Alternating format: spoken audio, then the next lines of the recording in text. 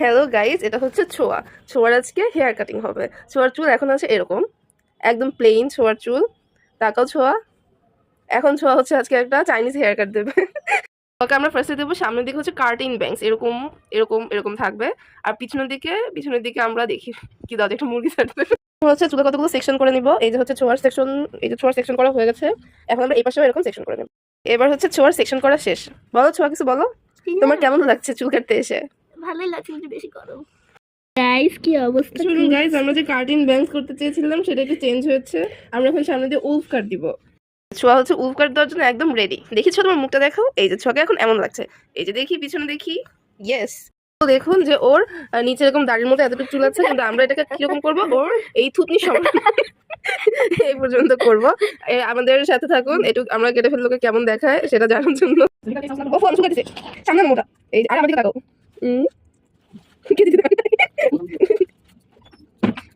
Yes, দাঁড়াও দেখো। আমরা কেটে ফেলেছি, যদিও কাটাটা সমান হয়নি। আমরা এটাকে এখন সাইজ করব, কিন্তু এতটুকু আমরা এখন এই পর্যন্ত কেটে ফেলেছি। হ্যাঁ, এই যে এতক্ষণ একটু কাটা হয়ে গেছে। দেখি এখন আমরা চুলটা ছেড়ে দিই, কেমন লাগে মোটাকে। দেখি মোটা।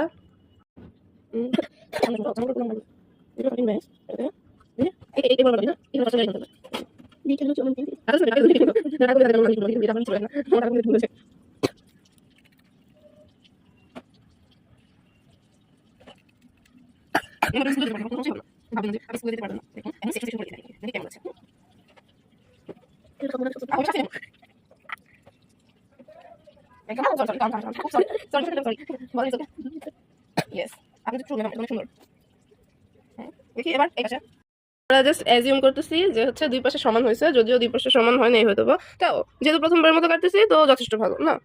এবার হচ্ছে আমরা বাকিটুকু কাটবো। সামনের হাফের চুল কাটা শেষ, এবার আমরা পিছনের হাফের চুল কাটবো। হ্যাঁ,